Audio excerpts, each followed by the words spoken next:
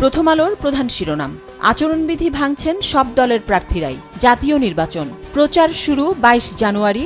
এর আগেই বিধি ভঙ্গ করে সারা দেশে ভোটের প্রচারে নেমে পড়েছেন অনেক প্রার্থী। ৩৯টি জেলার তথ্য, ২৭ জেলায় অন্তত ৭৩ জনকে শোকজ করা হয়েছে। বিএনপির ৩৫ জন, জামায়াতের ১৮, এনসিপির ৪ জন, ইসলামী আন্দোলনের ৩ জনকে শোকজ। বেশিরভাগ ক্ষেত্রে প্রার্থীদের সতর্ক করা হয়েছে, কোথাও কোথাও জরিমানাও করা হয়েছে। কাল গণভোট নিয়ে বার্তা দিয়েছেন প্রধান উপদেষ্টা। এ নিয়ে খবরের শিরোনাম, হ্যাঁ ভোট দিলে নতুন দেশ গড়ার দরজা খুলে যাবে।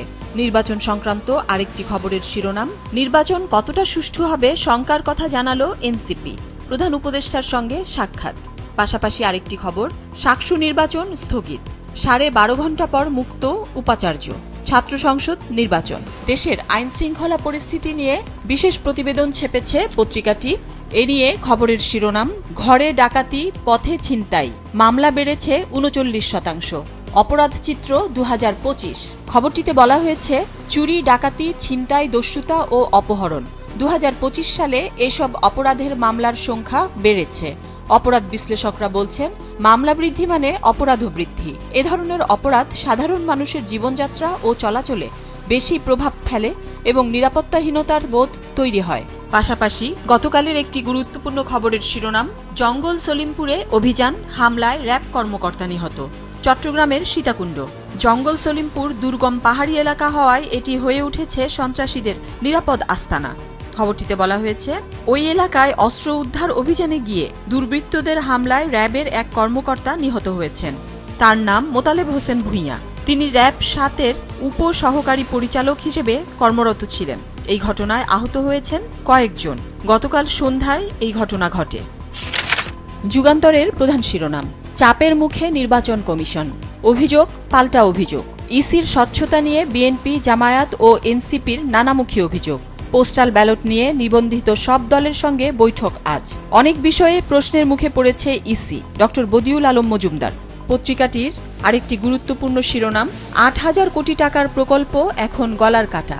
সমুদ্রের তলদেশ দিয়ে তেল পরিবহন প্রকল্প শেষ ২ বছর আগে, সরকার খুঁজে পাচ্ছে না পরিচালনা প্রতিষ্ঠান। আরেকটি গুরুত্বপূর্ণ খবরের শিরোনাম, সন্ত্রাসীদের গুলিতে র্যাব কর্মকর্তা নিহত, সীতাকুণ্ডে অস্ত্র উদ্ধারে অভিযান। সমকালের প্রধান শিরোনাম, ভোটে আটকানো যায়নি ৪৫ ঋণ খেলাপিকে। খবরটিতে বলা হয়েছে, ঋণ খেলাপি হয়েও নির্বাচনে অংশ নেওয়ার সুযোগ পাচ্ছেন কমপক্ষে ৪৫ প্রার্থী।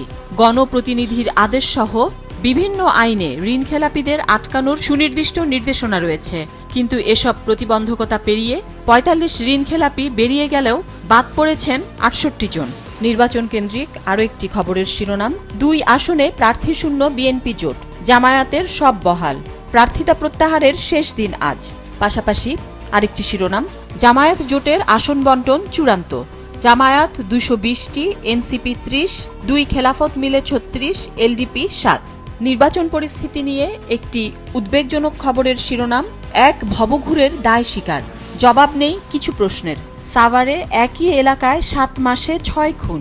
খবরটিতে বলা হয়েছে, ঢাকার অদূরে সাভারের ব্যস্ততম থানা রোড, ওই সড়কের পাশে পরিত্যক্ত পৌর কমিউনিটি সেন্টার, দোতলা ভবনের আশপাশে একাধিক গুরুত্বপূর্ণ সরকারি বেসরকারি অফিস। কমিউনিটি সেন্টার থেকে ৫০০ গজ দূরে সাভার মডেল থানা। গত ৭ মাসে কোলাহলপূর্ণ এই এলাকার পৌর কমিউনিটি সেন্টার ও আশপাশ থেকে উদ্ধার করা হয় ৬টি লাশ।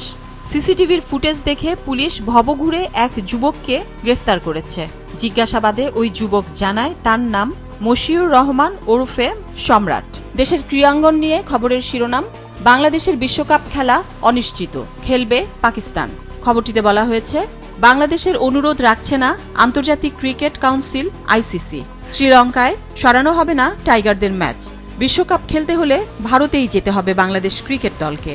গতকাল ভারতীয় মিডিয়া ছাড়াও আন্তর্জাতিক সংবাদ সংস্থা এএফপি লিখেছে, বিশ্বকাপ খেলা না খেলার সিদ্ধান্ত জানাতে বাংলাদেশ ক্রিকেট বোর্ডকে ২১ জানুয়ারি সন্ধ্যা ৭টা পর্যন্ত সময় বেঁধে দিয়েছে আইসিসি।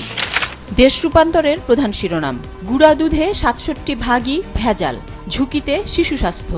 দুগ্ধ উপাদান আছে মাত্র ১৭%, থাকার কথা ৭৬%।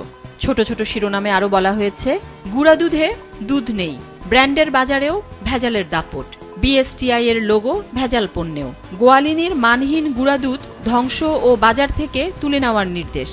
ডানো, ইনস্ট্যান্ট নেসলে, ড্যানিশ, স্টারশিপ ও আসলাম টি কোম্পানির গুঁড়া দুধেও মানহীন উপাদান। বাজারে বিক্রি হওয়া কিটক্যাট চকলেটও মানহীন। আজকের পত্রিকার প্রধান শিরোনাম, ভোট বর্জনের চিন্তায় এনসিপি, জাতীয় সংসদ নির্বাচন। প্রধান উপদেষ্টার সঙ্গে এনসিপি নেতাদের সাক্ষাৎ, ইসি ও মাঠ প্রশাসনের নিরপেক্ষতা নিয়ে অভিযোগ, ঋণখেলাপি ও দ্বৈত নাগরিকদের ছাড় দিয়েছে ইসি, যে কোনো সিদ্ধান্তের জন্য প্রস্তুত এনসিপি। আসিফ। পাশাপাশি আরেকটি শিরোনাম, ইসি একটি বিশেষ দলের প্রতি পক্ষপাত করছে, জামায়াতের অভিযোগ। কালের কণ্ঠের প্রধান শিরোনাম, হেভিওয়েটরা কে কার মুখোমুখি, ত্রয়োদশ জাতীয় সংসদ নির্বাচন। নির্বাচন কেন্দ্রিক আরেকটি শিরোনাম, আজ প্রার্থিতা প্রত্যাহারের শেষ দিন, কাল প্রতীক বরাদ্দ। আরেকটি শিরোনাম, 59% ভোটকেন্দ্র ঝুঁকিপূর্ণ, থাকছে 418 ড্রোন, প্রার্থীদের অস্ত্র জমা দিতে হবে না, স্বরাষ্ট্র উপদেষ্টা। দৈনিক কালবেলার প্রধান শিরোনাম, হঠাৎ আলোচনায় শরিয়া আইন, ত্রয়োদশ সংসদ নির্বাচন। খবরটিতে বলা হয়েছে, বাংলাদেশে ইসলামী রাজনীতিতে বর্তমানে এক নতুন মেরুকরণ লক্ষ্য করা যাচ্ছে। দীর্ঘদিন ধরে দেশের প্রধান প্রধান ইসলামী দলগুলোর লক্ষ্য ইসলামী শাসনতন্ত্র বা শরিয়া আইন প্রতিষ্ঠা হলেও সম্প্রতি কৌশলগত অবস্থানে ব্যাপক পরিবর্তন এসেছে। বিশেষ করে ইসলামী আন্দোলন বাংলাদেশ এবং বাংলাদেশ জামায়াতে ইসলামীর মধ্যে শরিয়া আইন ইস্যুতে সৃষ্ট বাদানুবাদ ইসলামী রাজনীতির অঙ্গনে নতুন বিতর্কের জন্ম দিয়েছে।